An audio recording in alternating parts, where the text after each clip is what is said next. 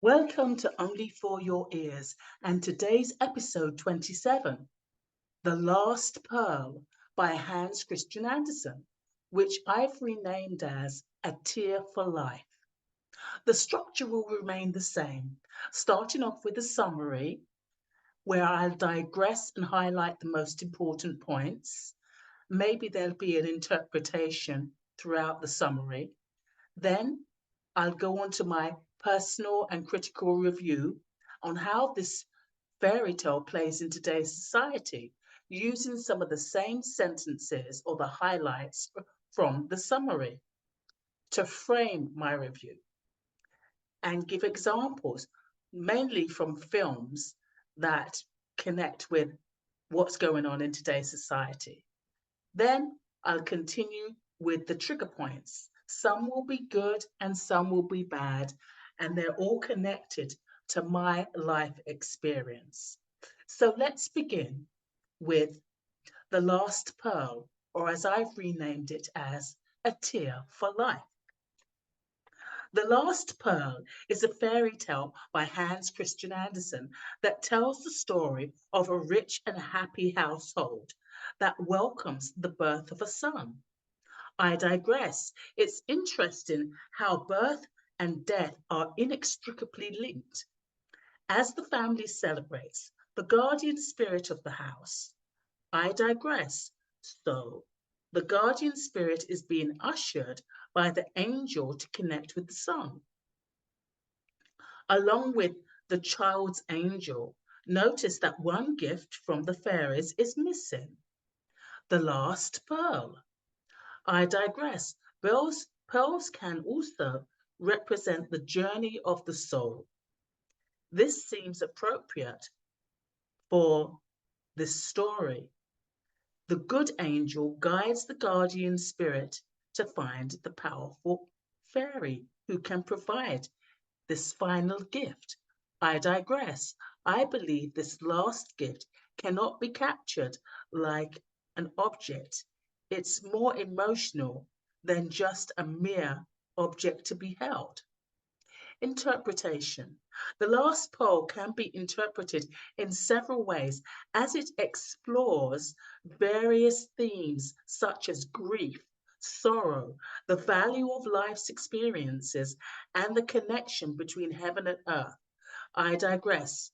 The sun represents earth and the angel heaven, another dimension, and the guardian spirit are all the complete connection between earth and heaven.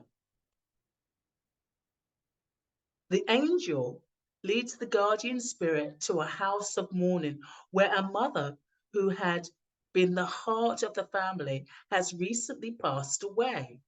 I digress. The journey of the soul is roaming around to move into its final destination. Her grieving husband and children gather around her open coffin to say their last goodbyes. I digress. In the realization, the spirit has already moved, only leaving the shell of a person in the coffin. In this solemn environment, the guardian spirit realizes that the powerful fairy whose gift they seek is none other than sorrow. I digress. Sorrow is the physical release of sadness and deep loss that ebbs and flows like a fluctuating river. Interpretation. The hope of reunion in the afterlife. I digress. The afterlife gives the potential to continue with the connection of love from one to another realm. The sense of loneliness can therefore fade slowly. The story conveys a sense of hope and consolation in the face of loss, emphasizing the belief in an afterlife where loved ones will be reunited. This hope helps people cope with the pain of losing a loved one and serves as a reminder of the eternal bonds of love and connection. It most certainly does. As a tear of grief rolls down sorrow's cheek and transforms into a beautiful, radiant pearl, the child's good angel explains that the pearl of sorrow is the final gift that must never be lacking. I digress. The gift of sorrow through tears is to unblock the pain of toxins, if not released, can turn into bitterness. This pearl brings depth and meaning to all other gifts in life and serves as a reminder of the connection between heaven and earth. I digress. I believe tears are the physical embodiment of our contact with the spiritual plane. The pearl of sorrow also represents the wings of the psyche, which symbolizes the human ability to transcend sorrow and find solace in the hope of reuniting with loved ones in the afterlife. Beautiful. The last interpretation is the value of life experiences. I digress. Valuable life lessons that turn into pearls of wisdom. The pearl of sorrow represents the idea that all of life's experiences, both positive and negative, are valuable and necessary for personal growth. The story suggests that through embracing sorrow and grief, one can gain a greater understanding of the human experience and ultimately find solace and healing. I digress. Pearls of tears can and do have a tremendous healing effect. The importance of embracing sorrow, the tale encourages readers to acknowledge and embrace sorrow rather than attempting to avoid it. By doing so, individuals can learn to accept the uh, impertinence of life and develop the strength and the resilience needed to overcome hardships and challenges. Overall, The Last Pearl teaches readers about the significance of sorrow in life and how it can lead to personal growth, deeper understanding, and hope in the face of adversity. It, it emphasizes importance of embracing all aspects of life, both joy and sorrow, as they are necessary for a full and rich human experience. This is so true, people. I think a lot of times we forget that with such heights of joy, we forget about the sorrow that helps us appreciate the joy that we're experiencing at this moment in time. And the sorrow helps us deal with the lessons that we have to learn and we have to sometimes expiate and release as an experience. Okay, let's continue now with my critical review of how this fairy tale plays in society today. This is a profound fairy tale, as far as I'm concerned, that looks at the joys of receiving blessings or so called miracles and the reality of sorrow, grief, and sadness we endure in order to appreciate these blessings. Yes, the two of them are inextricably linked. It's a bit like an incredible comedian who generates laughter through some of their most tremendous trauma and deep pain they have personally endured. I believe the story is meant to convey that both blessings and sorrow are part of the human condition. We live in society where our lives swing between highs and lows. A medium paced existence is considered boring, lacking in dynamic drive. When this happens, we usually unconsciously or consciously do something to interrupt this listless moment and provoke an upswing or downswing in extreme situations to propel us into action. I have a few examples that will frame my review. The first is, I digress. I believe this gift cannot be captured like an object. It's more emotional than just a mere object to be held. My first example is looking at the film Eternal Sunshine of the Spotless Mind. I don't know how many people saw this film. I never saw it, but it sounds really interesting and it mirrors what I've been talking about today about blessings and sorrows, sadness and joy. Explores the relationship between Joel, Jim Carrey, and Clementine, Kate Winslet. We are first introduced to Joel and Clem in the throes of passion, but the film then jumps forward in time, revealing Joel's pain after the breakup of their relationship.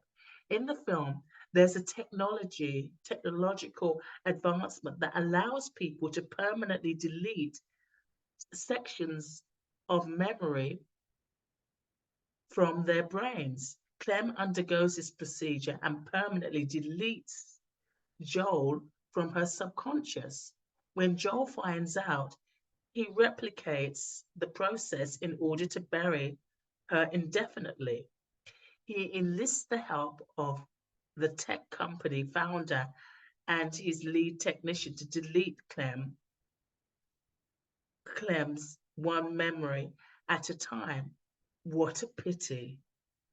But Joel soon sees that both the bad and the good memories are going to be deleted from his mind. In desperation, he attempts to hide Clem in his deep subconscious so she'll never truly leave. The film makes it abundantly clear that all memories, good or bad, are important for our individual development. Yes, of course, I agree. You can't really have wondrous heights of joy, ecstasy, and tremendous happiness without getting in touch with the pain of sorrow. The pain of sorrow helps you enjoy the highs of the moment. This helps us to connect with our feelings. A great movie. I wonder if Joel went through with a complete erasing of his memory of Clementine. I think Joel was the more mature person. It was like he realized something. He said, "Wait a minute, there were some good moments we had together. I don't want to erase those moments. But if I erase those moments, I'm going to have to erase the bad things. There's no such thing as just a bad relationship. There's always something good that when you remember it, you say, oh, that was really great. You know, this wasn't so great, but it takes two people to tango. It's not just one person's fault in a broken relationship or a relationship that has passed its due date. It's finished. Number two, I digress. Afterlife gives the potential to continue with the connection of love from one another to another realm. The sense of loneliness can fade. Yes, if we hang on to the idea that there is an afterlife and that we can connect with our loved ones just one more time. Goodwill Hunting is surrounded by circumstances will make it difficult to watch in a modern context. Gus Van Sant did an incredible job directing the film from a brilliantly written script by Matt Damon and Ben Affleck. This film earned them a coveted big break. Yes, this was an incredible film, I thought. Um, that Harvey Weinstein produced the film. Now, what was interesting about this film that it talks about this exactly the same thing about sorrow and blessing, sadness and joy. It starts off with I'll just go to Robin Williams playing the therapist and Will Hunting. So the film is about Will Hunting, Matt Damon, a 20-year-old Southie from South Boston who works the night shift at MIT as a janitor. He's also just so happens to be a wicked smart math whiz who solved an equation that stumped MIT's best and brightest. The film is structured around the pattern of the hero's journey as Hunting attempts to reconcile with his past, embrace his gifts, and forget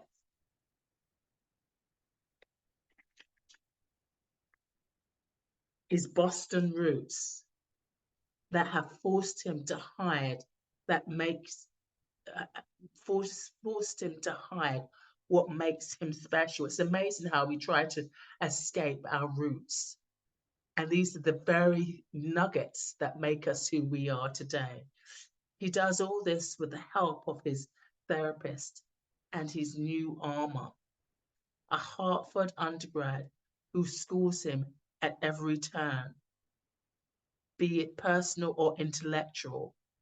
Will struggles with his demons throughout the film, which prompts the viewer to do the same. Yes, I believe that Will Hunting was had his demons, but I also believe that he might have been either he had narcissistic behavior or he was an actual narcissist. I believe that this is really a noteworthy film and one of the few that I spent money on to see actually. Robin Williams gave a masterful performance, playing the empathetic therapist tolerating the narcissistic genius played by Matt Damon. Williams talks about the passing of his wife, very much like in the actual story we just finished listening to, and how he met her, which encourages Will to pursue a girl he likes. He talks about meeting his wife, the electrifying moment when they knew that they loved each other, and also the sadness of her passing. His conversation with the therapist provokes him to get into a fight with someone that used to bully him. As a result, he starts to use his hidden talents as a mathematician because MIT demands that he joins the course in order to keep him out of trouble. During the film, you see both emotional and psychological development of Will, and the therapist also makes important headways in dealing with the grief of his beloved wife through keeping alive blessings of her life and their relationships in his memory. This is a wonderful film and it really beautifully illustrates the need for sorrow and joy. You see, when Robin Williams is so sad about his wife's passing, he immediately then turns to the very moment we met each other and we couldn't keep our eyes off each other. It was love at first sight, the joy. So the sadness helps him to remember and appreciate her even more, the love he felt for her, and also the incredible joy and ecstasy they had in their marriage. The next one, I digress. Pearls can also be or also represent the journey of the soul. This seems appropriate for this story. The good angel guides the guardian spirit to find a powerful fairy who can provide the final gift. I digress. I believe this gift cannot be captured like an object. It's more emotional, just than just a mere object to be held, kind of esoteric type. The boy in the striped pajamas. was an epic book. I loved it. Set during the World War II, the boy in the striped pajamas unfolds through the innocent eyes of Bruno, an 8-year-old boy, the son of a Nazi commandant. Bruno's life takes an unexpected turn when his family moves from a bustling Berlin to a desolate countryside. Here he befriends Shamul, a boy his age, behind the barbed wires of a concentration camp set in his garden. I first read this book and it was incredible. The story takes us through a childlike's curiosity to the wondrous adventures of make believe and games.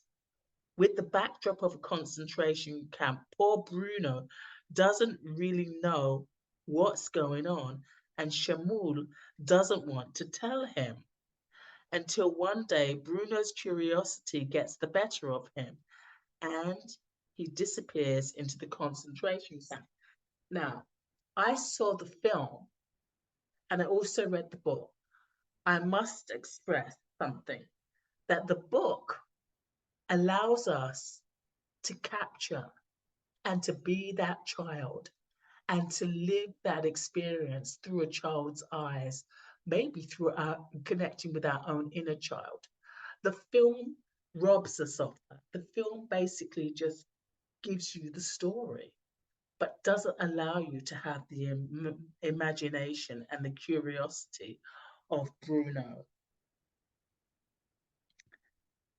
I believe that he starts to piece together what is going on, but tries to see it as a game until the last day he gets trapped inside the camp and gets executed just like the rest of the Jews with his friends. Through this story, you see the great joyous and heartfelt friendship of these two boys and incredible sadness of the reality of the situation. Yes, the tremendous imagination and the curiosity of a child just crushing stories and just creating their own imagination and their own reality.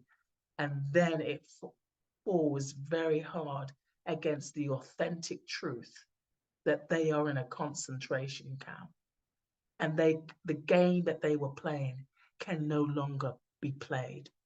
So sad.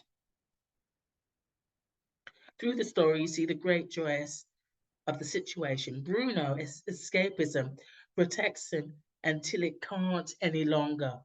I think by the time he realizes what his father does, he's completely devastated and feels so ashamed. So he chooses to disconnect from his family, even if it means death, and stay committed to Shamul. This is my spin on it, I think, because I would be ashamed if I knew my father was doing this and my best friend Shamul was in the camp.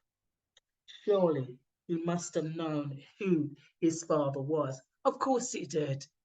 I don't think he wanted to reconcile that or accept it.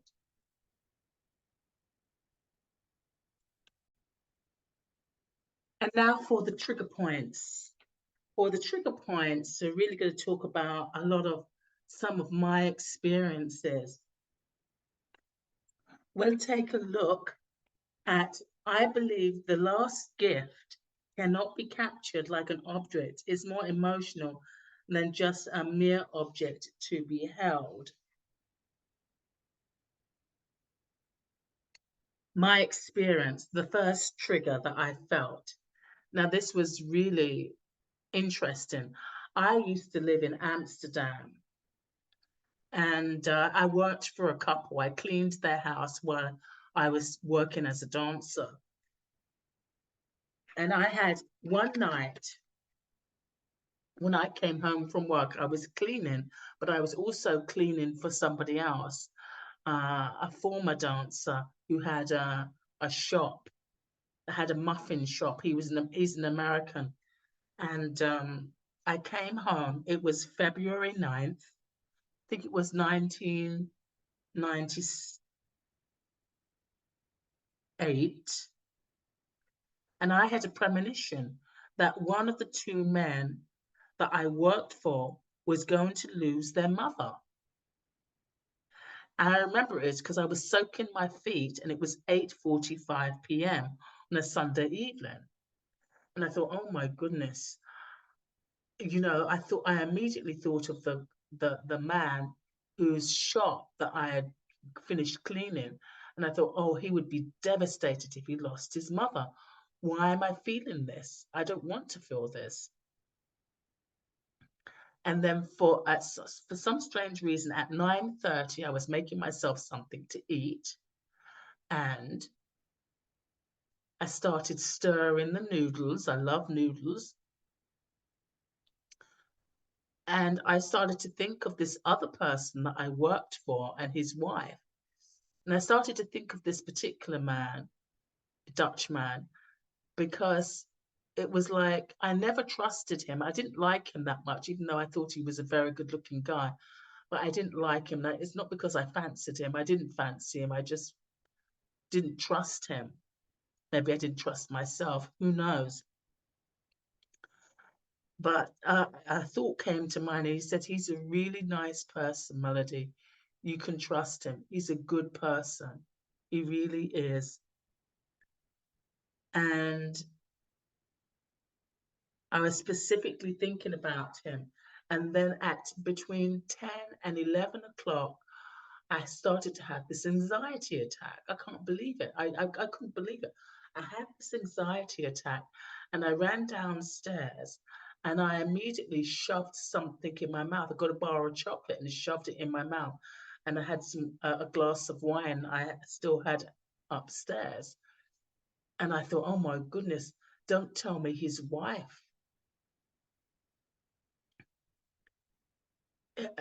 has passed on, or something is wrong. I don't know.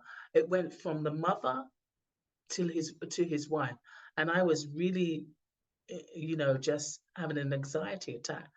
And I saw in my mind's eye that the next day, or the next scene, that I would be speaking to this Dutch guy, and I would say to him, "I'm so sorry. I'm so terribly sorry." And I was wearing a green jacket, a cream top, jumper, sweater, and my green pants.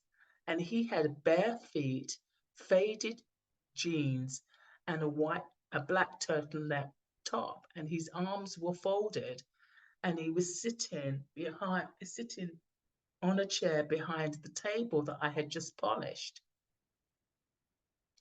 And I said, "I'm so sorry. I'm so sorry." I don't know what happened. The night before, that night I had this flash, and then that night I went to bed about about 12 o'clock, and I woke up at 2:15. And I remember because I saw the clock as I went towards the sink to get some water, and I got some water, and it was 17 minutes past 2. And just as it turned 17 minutes past 2, I put the glass down and I had the strangest feeling, and I said, "Oh, somebody's spirit just left their body." I said, "That's strange." And I thought, "Melody, why didn't you go to bed? Your imagination is going too far, and you'll probably be late to clean the house tomorrow morning." That was it. So I got up the next morning, I went over there. For some strange reason, I stopped off this bakery. I bought myself a pastry. And I went to the house and I went to let myself in. And all of a sudden, the wife came rushing downstairs and she said, "Melody, you can't clean the house today." And I said, "Well, what happened?" And she said, "Melody, my husband's father died in the middle of the night." And I said, "Oh my goodness, I couldn't believe what happened."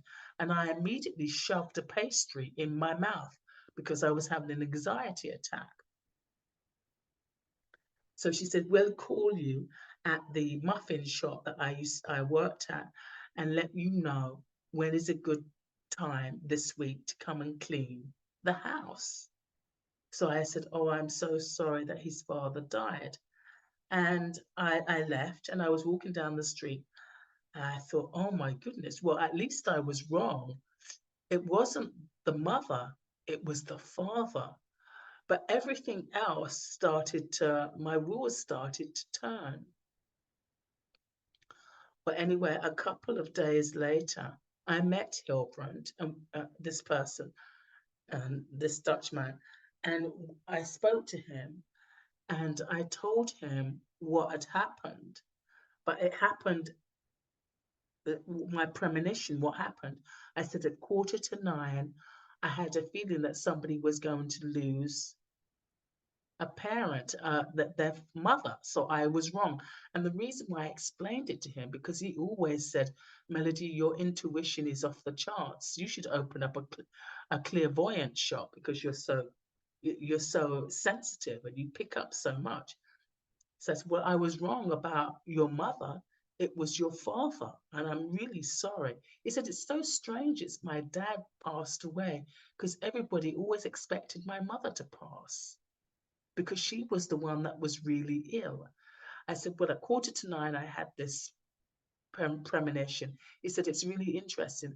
At 9:15, that's when the hospital called and told me that we need to get down to the hospital as soon as possible because he's not doing well and he's not looking good.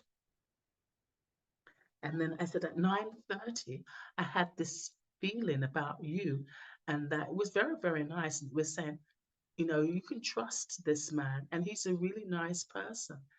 And he said, well, at 9:30, 9:35, I was in the ambulance and my father said to me for the very first time in my life that he was proud of me.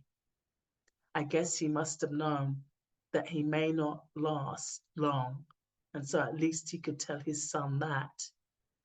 And then between 10 and 11 o'clock, when I was having the anxiety attack, the doctors were trying to decide whether they should go in and operate on him. But they decided not to and leave it for the next day. And so I had this feeling that the spirit just left somebody's body at 2:17. And I told him that, and he said, Melody, and somebody told me this as well. He said he died when you had that premonition. When you felt someone's spirit leave their body, that's when he died. He said, Melody, he died in the middle of the night. And when they found him at 4 o'clock, he was already dead. And somebody said to me, Melody, you have to believe in your intuition. Or anything, anyway, a long story cut short. I was on the tram in Amsterdam months later after this man had died. And I felt this amazing sensation come over my body. And I felt as though I was going to burst into tears. And it was like, sit down. I need to let you know that this man died exactly at 2:17 when you felt someone's spirit leave their body. So that really, it triggered me, and it triggered me in a good and in a negative way because his death, his passing, and me having that premonition was like the beginning of me having to accept my intuition. I had the most difficult time of accepting my intuition. I always thought it was my imagination. And I think it's because my mother used to treat me like I was a clairvoyant, and I hated it. The next one is my deep lessons of healing from sorrow and grief in Vancouver. During my time in Vancouver, I got to experience a deep healing amongst the chaos of living in a low barrier shelter that allowed open drug use from substance abusers. I was working at a community center that was supposedly user friendly to drug addicts, many men and some women. As an undocumented immigrant, I was privileged to have a counselor to help me deal with the instability of this reality. This situation reminded me once again of being the black sheep, not only in my family, but in society. I would always carry this with me. Well, my time in Vancouver wasn't yippity doo dah great and happy, but there was a lot of healing taking place. One of the most healing experiences I've ever had. And I one of the things that I needed to heal was to deal with my inner child and the fact that I was the one in the family that took on the family karma, the negative karma, and I had to deal with it. When it came to finances, I'm dealing with it now. And when it came to uh, irresponsibility, well, at first I fought like nobody's business. And I said, it's not my fault.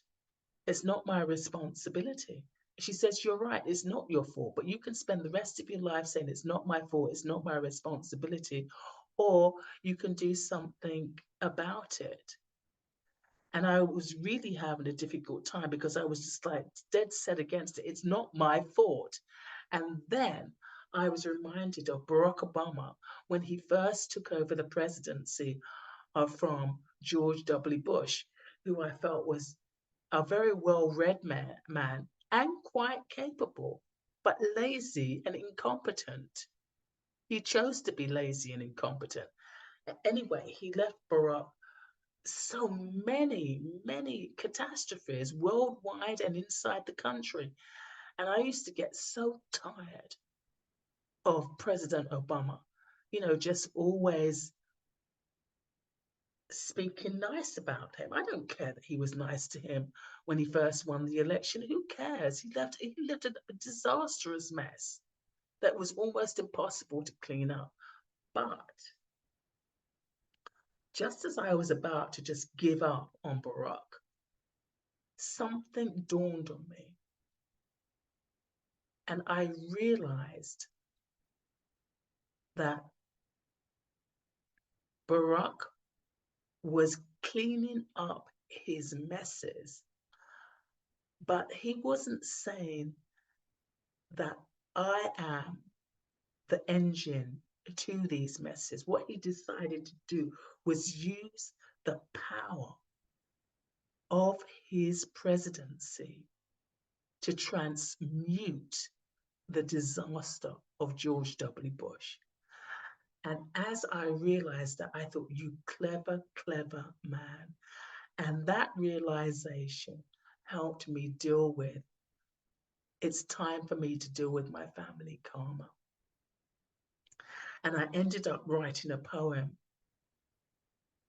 And the poem is called Are You Willing? And it was my inner child that I had I have to be really grateful for, that helped me walk through the fire and to deal with the pain of just releasing and transmuting my family karma. And she did it. She held on to my hand and she said, we can go through this. And what was interesting, I thought I was going to experience tremendous pain.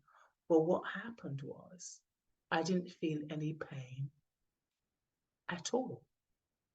It was amazing. And my last one experience that I'd like to share with you, trigger. That last trigger was good and bad as well. My last trigger is a blessing in disguise that I wrote a couple of years ago around the pandemic. And these blessings have to do with when I had breast cancer, um, has to do with even my cat passing on, me being evicted. I realized that I was so blessed because I had experienced a sort of another type of transmutation, an ability to release, an ability to grow, an ability to climb out of the cage of arrested development and start to become the best version of Melody as a mature adult. And that was going to take me into Vancouver, where I did a lot of healing there. And so I went through a lot of pain for most of the 2/3 of my life. I've gone through a lot of pain and trauma, and I felt really, really down. But these past couple of years where I experienced healing in some way has been worth it. Thank you very, very much. And I'd like to say thank you to all the viewers that have come by, dropped by, and to listen. Some listened to the whole episode, some just listened a little bit.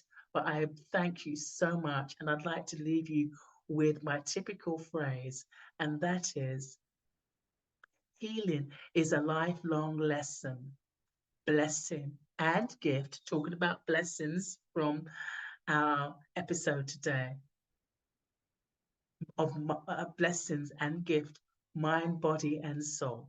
Healing is a lifelong lesson of blessings, gifts, and lessons, mind, body, and soul. Goodbye and have a great weekend. Thank you for listening. Bye.